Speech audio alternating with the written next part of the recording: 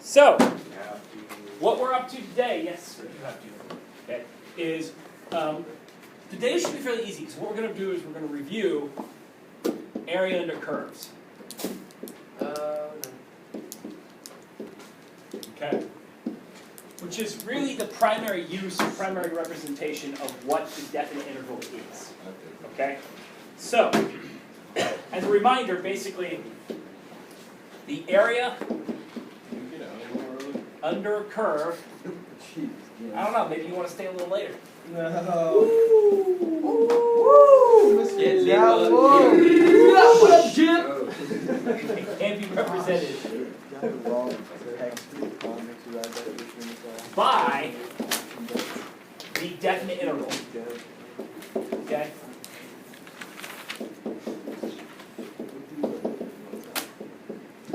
Okay? So, an example of what I mean by this, okay, is if I had a system here, here's A, here's B. If I wanted this area right here, okay, this area there would be equal to the definite interval from A to B of f of x dx. What does that say? Area under curve can be Under represented. curve can be represented by the definite interval. Okay, and there's a graphical example of what I mean by that. Okay. Can we apply like this knowledge into stats and like? Oh, you mean with the bell curve thing? Yeah. Yeah, in fact you can. Now the formulas and the things for that are not this, obviously they're going to be different. They're going to be highly specific. But yes, if you're going like really high and far into stats, you can definitely apply Yeah, this. our class is stats without calculus. Okay. So in physics, absolutely as well. Okay. This has a lot of answers. In fact, this also answers the question, when I have something that I'm trying to find the area of, it's not a set, nice shape that we know of, how do I find the area of it? Like this. Calculus, yeah, Riemann sums. Okay? Basically. So, you know, that's the representation of basically how this works here, okay? It's a definite interval. Now, there are some notes, okay, or some things we should consider. Okay.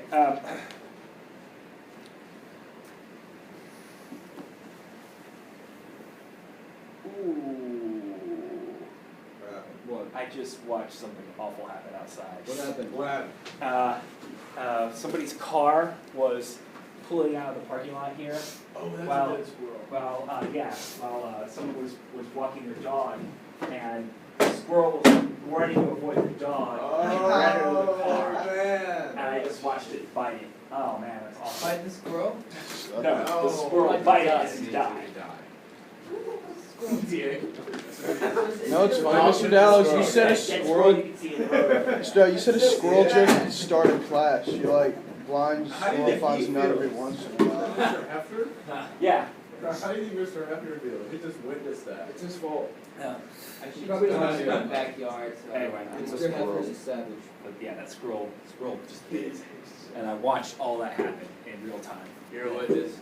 All right. Witnesses, poor squirrel dying. Okay. Everyone got this down here. Okay. So. Oh, straight. That's YOLO. Yeah. Okay. All right. It's equal to the. Now, we have.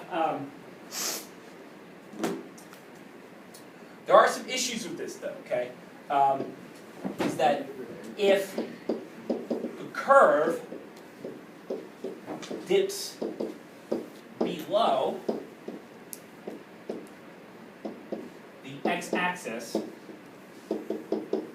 okay, the definite interval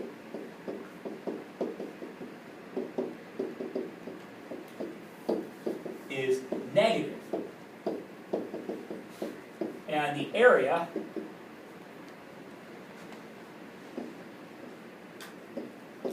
is counted as negative, okay? And so that's going to be That's going to be important when you're calculating an actual area, because can area be negative?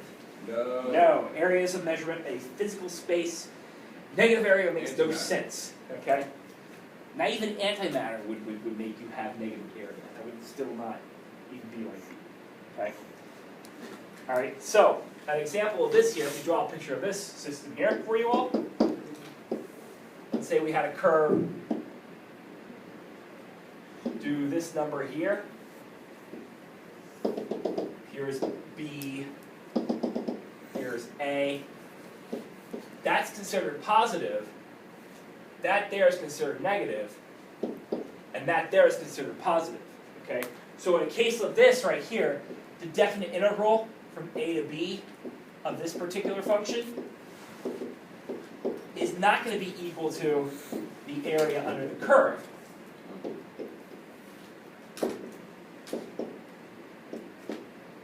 Okay? Instead, what you have to do here is you have to split the integral up, okay? Which you can do into multiple intervals and take the absolute value of the ones that are beneath the x-axis, okay? So, Wait, take the, what did you say, take the absolute value of the ones that are beneath the x-axis. I'm going to write this all, okay? Okay, so, instead, the area is going to be equal to the integral from A to, I'm going to go ahead and label points here. We'll call that point C, and call this one point D, okay? So the first area is going to be the area from A to C of f of x dx, plus the absolute value of the area from C to D of f of x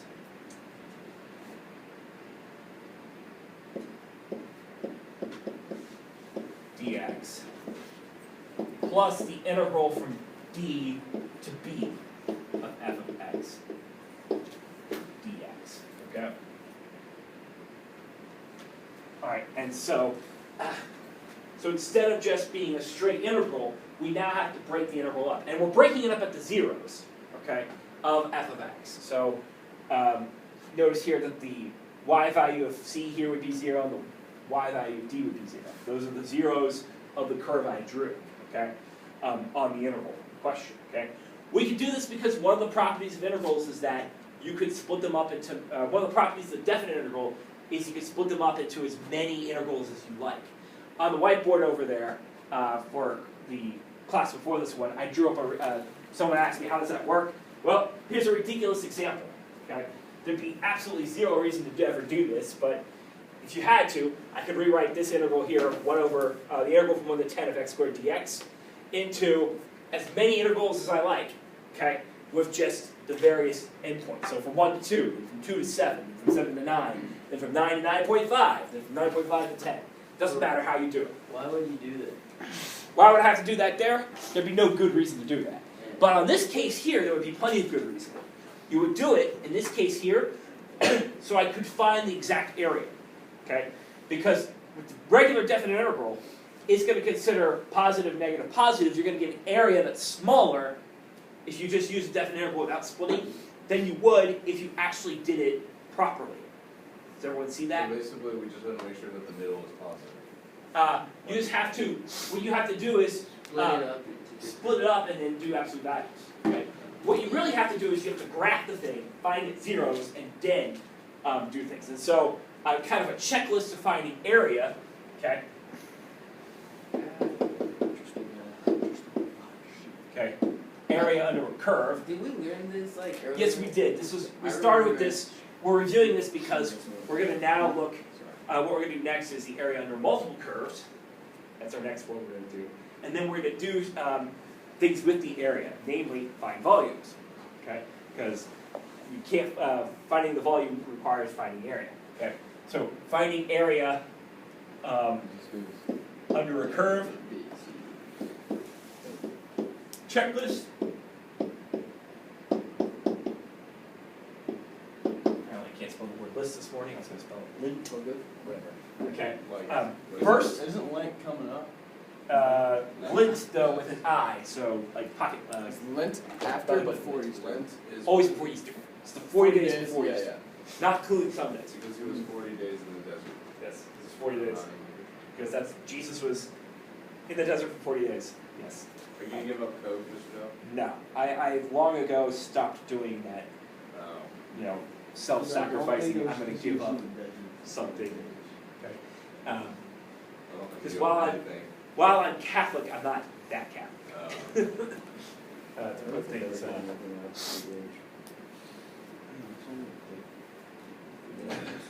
Jesus went out 40 days before he started. He was tempted by the devil, and he turned down all the temptations. Is it like- That's where the whole started. You're I never tempted forget. I thought it's because he was once he came back alive, he was alive for 40 days after he was crucified. Oh, you'll find that number 40 comes up a lot. It's like everywhere in the Bible. 40 days and 40 nights of the flood. Yeah. Okay. David reigned for 40 years. Was it when they wandered the desert for 40 years after Yeah, the Exodus? I think they wandered for 40 years. Yeah. So it's just one of those biblical numbers. Mine was 7, 12, 3. You know, it's a bunch of them. Because when we write, you know, you can take that one or two ways. Either God likes those numbers, or you know, The writers like the writers like those numbers in there. Especially when and to realize so much of the Bible is an oral is the recording of an oral history of people. Okay, that you know, after several generations, things get a little, you know, get a little off, basically. All of a sudden, you know, something that may have only been like really 38 years, you know, in storytelling becomes 40, you know, because it's just 40s around here, and plus, wait, is that the number of days and nights in the flood, or was that how long we spent in the desert? And it's both, you know. It's how it happens. Okay. You gotta do what you gotta do. All right. Okay. So finding area under the curve checklist. Okay. The first one, first part of it is always graph. In the calc? Wait, why always? Because you got to see, does the thing dip into the x-axis or not? Okay. Plus, it's useful to have a picture of what's going on. Okay, to see exactly what area I'm talking about. So always graph first. Now, I will say this as well. These problems are almost always calculator problems on the AP. Okay, so it's not like they're ever. They I shouldn't say they never do this, but they very rarely have you do these by hand out of a calculator. And the ones they do have you do tend to be fairly simple. There are some classic examples we'll go over. In fact, there's one I'll go over. This is not for this is for area between two curves example, but when we get to it Monday, well, I'll highlight it. It's always on the AP. Always. Always, always, always on the AP. So the Okay. second step, would it be like find the x-intercept? Yeah, so find the x-intercepts. Intercepts. If on the interval of integration, if any exist.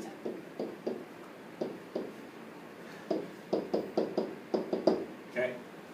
3. If any exists, like. Well, there may not be x-intercepts. Yeah. So like in this example, right there, there's 2 x-intercepts. Just when it crosses the Right. x-axis. But up here, then there weren't any between A and B, so we didn't have to worry about them. Okay? 3, split the integral, the definite integral,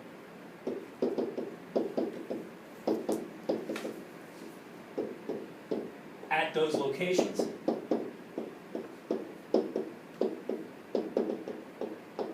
Okay? Then 4, calculate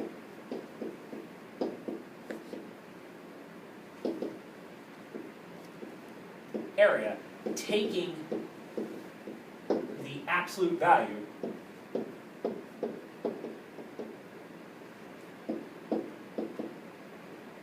for any integrals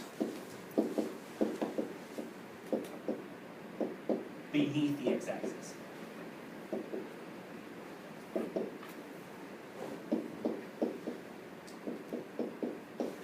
Okay, so that's how you find the area under a single curve. Okay, you just always do it. So always start off by graphing, find x-intercepts if they exist, split the integral at those locations if necessary, and calculate the area by taking actually taking the integrals in question. Okay. Some places too, by the way, they just say take the absolute value of every little snippet you've done, and that ensures you never run into an issue of negative area. Obviously, if it's above the x-axis, you know it's positive, and there's no reason to keep doing that. Okay, but that is technically what you're doing. Okay. So that's area under the curve. Class. Huh? Good class. Well, we're going to do an example here. Okay. Okay. Agriculture. And then maybe on I was just joking. Oh, sure you were, Backer. Okay. That's the biggest bull crap I've heard. All right, Jim. I'm just joking. If you go to the basketball game last night, Jim hit the dab after he made a free throw. It was sweet. I heard they were talking about that. Oh my. Who's that, dude? And then Clark got mad at you or something. Click on that, you for that? Yeah. Clark is mad. What? I don't think he He's like, got dude, mad. it's a joke. Why? We're up by like No, 23. he told me, he's like, yeah, well, Linda told me to punch somebody in the face, but I didn't do it. I'm like, dabbing and punching someone in the face is very different. He's like, is it really though? I'm like, Yes. yeah, Yes, it it is. Wait, what? Wait, why? Oh, I dude, I don't think Linda was That's talking about absurd. someone on our team. The hell is he? That's What? what I was saying. He's Clark Tongue. It's all right. Don't worry about it. Okay. I wonder if Cam's gonna be dabbing tomorrow. Probably Oh, not. definitely. He's not gonna Yeah, you score. should just Probably like not. It's not Clark. good. It's not good. That's right. That's Already did, man. That'd be your best bet. Is just Wow. Bro, I'm So I'm done. gonna give you. You already went Broncos at it fans in just practice said- one time. Wait, We what? should Yeah. have a test All the tomorrow. homework. Yes. Clark already went at it in I have a practice test one tomorrow. time. Actually, we should have a test on Monday. One question. Who won? We should. Who won the coin toss? You should have some question like that. Yeah. If you get it right, you get like an extra point. The Panthers ever won a Super Bowl? No. No. They You've were. been in one. 2004. no. They're Oh, not never about to will lose the Super Bowl They either. lost to New England. There was like a, I know it was like the season or two after they joined the league, and the league expanded, them and the Jaguars came on board. Both them and the Jaguars went really far in the playoffs. The only difference is Carolina went to the Super Bowl, and the Jaguars have since become an irrelevant joke. So, Carolina. Didn't Carolina used to have a Rocket Ismail? He played for him? Who? alright, Rocket Ismail. let's find, Receiver. we're going to find the area, Rocket Ismail. Beast wide receiver. okay, From bound Notre Dame. by He was the like x-axis and f of x equals x squared plus 2x minus 1 from negative 1 to 2. Okay? Alright, so what we're going to do first is we're going to graph this system. Okay? I actually already graphed this in my previous class, so I know what it looks like. So I'm just going to redraw the graph here. Here's 2, 1. There's our x-axis. The thing kind of comes down like that. And here's where x is equal to negative 1. So the area we want question, according to our graph, and by the way, again, like I said, I did this one earlier. That's how I know what it looks like. But at the same time, too, what you would do in this situation if you had to do this clean and not me just redrawing the graph or the graph I drew earlier would be to just take a calculator graph. Okay. Really, this would be a calculator problem. Okay. The ones that aren't calculator problems are ones you can do quickly and easily by hand. Okay. So that's the area in question right there. The stuff that's highlighted in. It's highlighted. So. What's my problem? Is it 1? Do I have a crossing point? Do I have a 0? Yeah. Yeah. One. So that means I'm going to have to split this up. I happen to know, again, from doing this problem earlier, that the 0 occurs at root 2 at the point x equals root 2 minus 1. Root 2 minus. Yeah, that's where it occurs. The graph told me it happened at 0.414, which is actually the approximation for that right there. Okay, the 3 decimal places. okay? So, that's where I'm going to split this integral out, okay? So now what I'm going to do is, I'm going to write out my integral, okay, to calculate this area here, but do it in chunks. In this case, do it where these splits happen. So I only have one area where it's split, it's right here. So my integral, my area then, can be rewritten, and can be written as the integral from -1 to root 2 minus 1 of x squared plus 2x minus 1 dx. Okay? But because that's underneath the x curve, what do I do? Or x-axis, what do I do? Absolute value. Absolute value it. And I'm going to add to it the integral from root 2 minus 1 to 2 of x squared plus 2x minus 1 dx. And do I need to worry about the absolute value there? No. No, it's above the x-axis. We know it's positive. If I wanted to put the absolute values around it, I could. But that's what my integral comes out to be. Okay? All right. Any questions so far? What's integral? Dude, this is just some tough What's in good it? stuff. What's an integral? I'm kidding. An integral is what Right, Mr. what you should Brown. cry over at night. So, What? how did you find that? How did I find the point? Again, I did this problem earlier and just found the value when I did it earlier. Which is The proper way to do this, Jim, would be if this was a problem you're doing with a calculator, just have the calculator find it for you. You know how the calculator has all those features? Yeah, it will find this for you. Actually, it will even calculate both of these for you very quickly and easily. Wait, so Okay. can you show us how to do that? Jim? Sure. Might as We well. can bring it up on the, if I can get it. My computer's been acting rather dumb today, because it, like me, is oversleeping.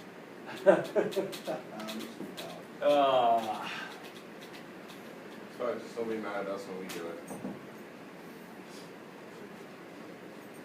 Ooh. Actually, I only usually, this is the first time I've done it all year. Really? Yeah, where I've overslept this amount to make myself as late as I was. Did it once last year. Good stuff. And I I did a usually, lot last I year. usually, if people are late like once or twice, I usually just let it slide. It's not worth my time over.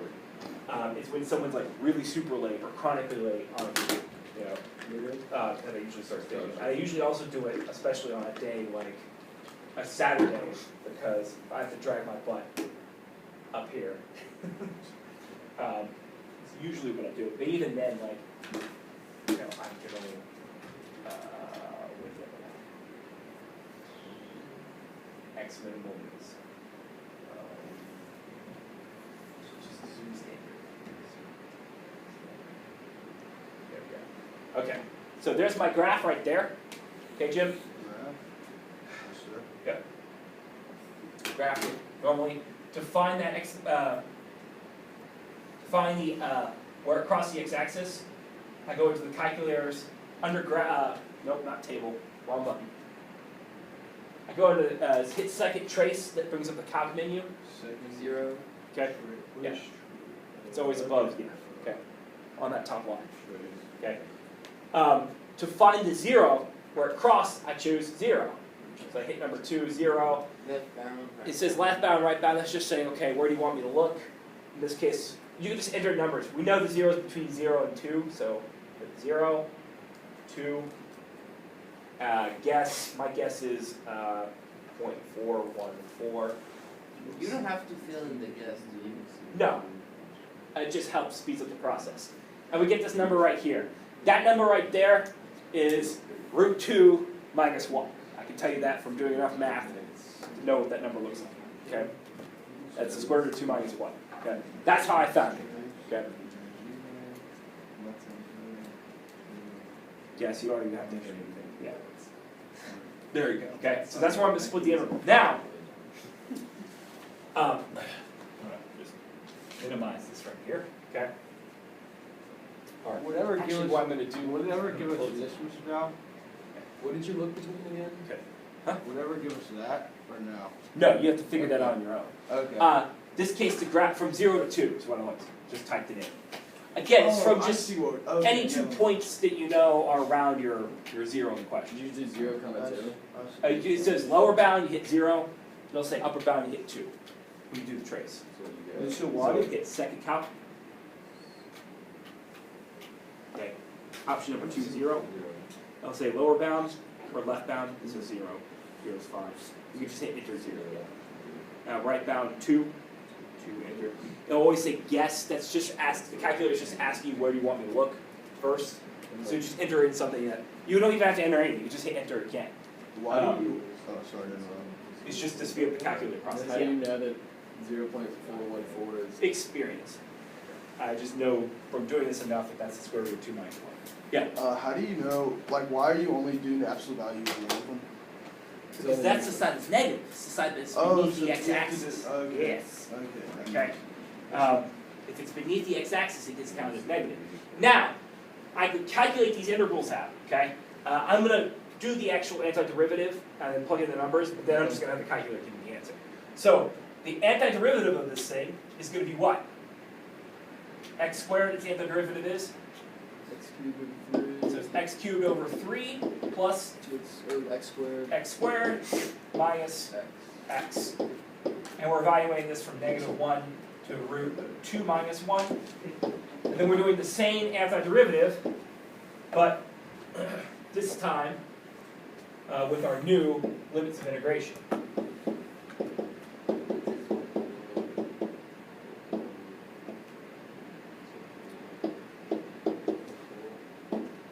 Okay. All right. Now, again, evaluating this thing, what this means to do is you take this thing, you plug in the top number first, then subtract it when you plug in the bottom number. Okay. F of B minus, or Yeah, f of b minus f of a. Big F of b minus big F of a. So this would become 2 minus 1 cubed over 3 plus 2 minus 1 squared minus root 2 minus 1. All that minus -1 cubed over 3 plus -1 squared, which is 1, negative 1, which is 1 again. Absolute value of that, plus do the same thing on the other side, the 2 side, and then you're just going to calculate all that out, and that's your answer. Your calculators are very good at doing that, okay? So we're just going to use it, okay?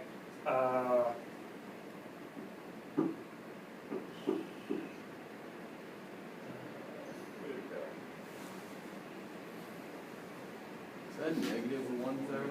Yes. It's a -1 over 1 to the 3rd cubed.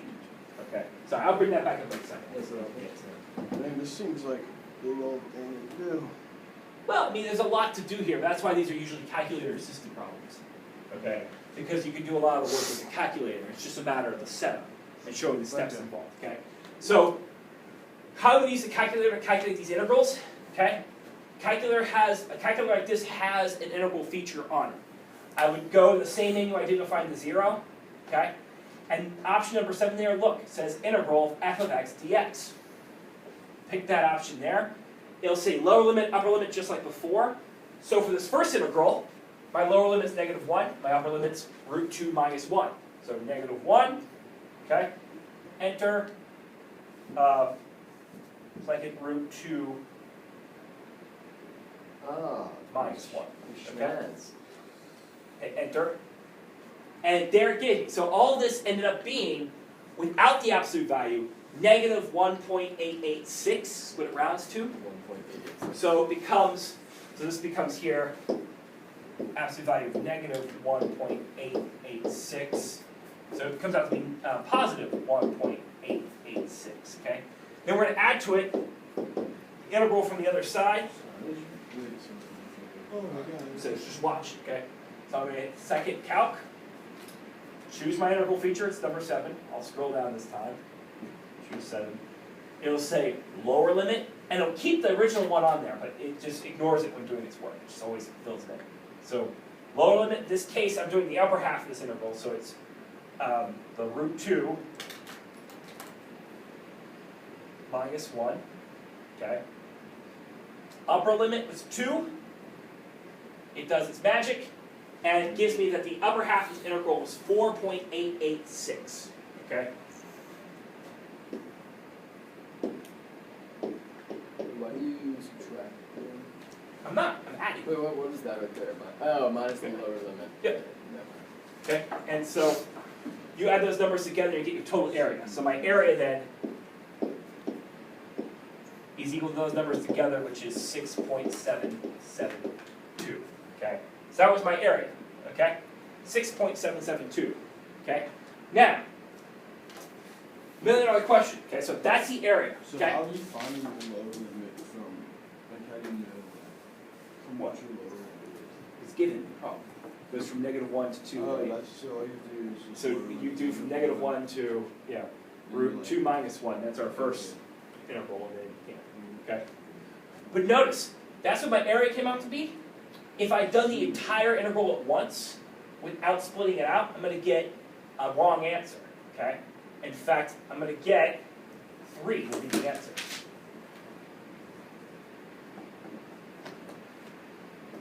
There you have it. Okay. So. Just subtract. Yeah, so if I had done this without splitting my interval, okay?